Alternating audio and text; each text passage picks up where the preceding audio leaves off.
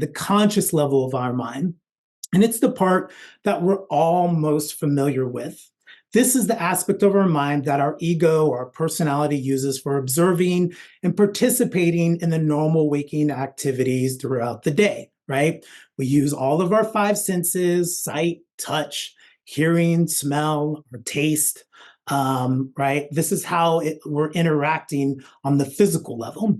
And on the emotional level, this is where we express our feelings, right? Whether we're crying, we're laughing, we're bursting out with anger, this is how we express the emotional body at the conscious level. And mentally, we experience our thinking process based on beliefs, right? So we have these beliefs, that are coming in from some subconscious, the unconscious, and we experience that consciously by just simply thinking about them, reflecting on the past, or projecting into the future and just thinking about concepts and things like that, right? And this part of our mind isn't really as active as we all might like to think. It's what I was mentioning about free will again, right? How much free will are you actually expressing?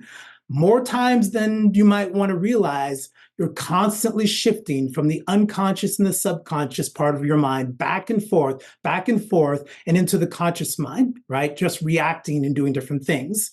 If you've ever seen some of these mentalists performing acts of hypnosis and all these different things, that's exactly what they're doing. They understand how these different levels of mind work, and that's how they're able to manipulate somebody and make them do something, because there's not so much conscious participation on a moment-by-moment basis than you might actually think, right? And again, that's why practices of mindfulness and paying attention, learning to be not emotionally reactive to everything, taking the time to pause and really be present and think about how you're going to react to something is incredibly important and a great skill to be able to learn, because otherwise you're just running the program, right?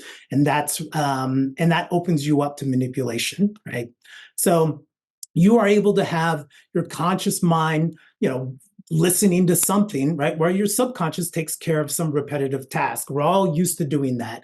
Maybe we're driving and listening to something, right? You've driven for so long, you can do all kinds of different things, and you're not really even paying attention as much as you might think, right?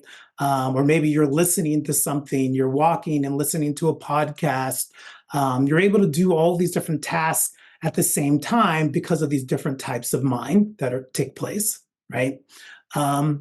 And you probably have found yourself trying to recall past events from the subconscious into the conscious mind for various reasons.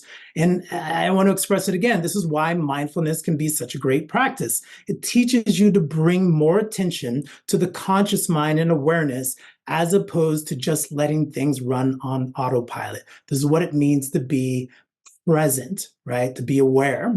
When we are in the habit of just running on autopilot, we run the risk of running all those old programs, those same thoughts, actions, and behaviors that no longer serve us, right? And most of the time, they're very destructive, especially if we're trying to participate in our own ascension process.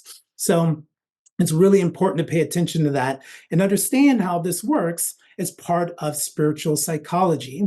This is essentially what brings us out of our alignment with our higher conscious mind or our higher self.